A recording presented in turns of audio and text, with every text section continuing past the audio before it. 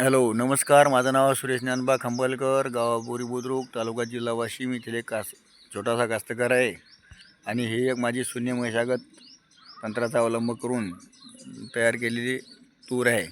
आज माझ्या या शून्य मशागत शेतीला भेट देण्यासाठी आमचे मामा उमरा शमशुद्दीन इथून आलेले आहेत. मामा नमस्कार. नमस्कार. तुमचं नाव? रामचंद्र तुकाराम कव्हर, बरं तालुका वाशिम जिल्हा अकोला. बरं. इथं आल्याच्या नंतर हे शेती पाहिल्यानंतर काय वाटलं तुम्हाला? अरे बापरे, एकदम चांगलं.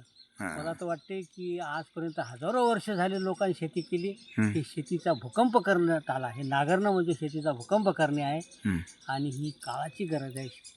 ही यासाठी शेती म्हणजे ही काळाची गरज आहे. बरं. हे आता लोकांनी करायला पाहिजे का नाही करायला पाहिजे? अरे बापरे, मी तर म्हणतो ना, पहिल्यानं ही यासाठी करायला पाहिजे. हां. तुमची हे तूर पाहिल्याबरोबर मला असं वाटलं की आजपर्यंत अशी तूर मी पाहिली नाही. बरं. आपण जर अशा पद्धतीने जर शेती जर केली तर आपलं काही नुकसान शेतकऱ्याचं 1% नुकसान नाही. उभारीची झालं तर? बचत होते. हां.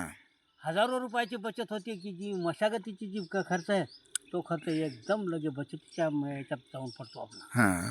पुन्हा एकदा शेतकऱ्याला काय आवाहन करसाल तुम्ही? मी तर शेतकऱ्याला सरळ सरळ सांगणार हो की ही जी मजुराची टंचाई ही जर तुम्हाला कमी करायची असेल हं. तर यासाठी शेतीच करा, नाही तर दुसरा पर्यायच नाही बरोबर आहे. सांगू शकतो.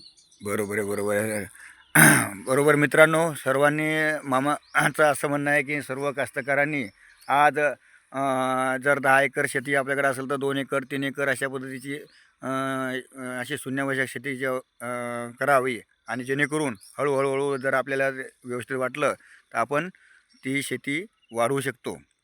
धन्यवाद.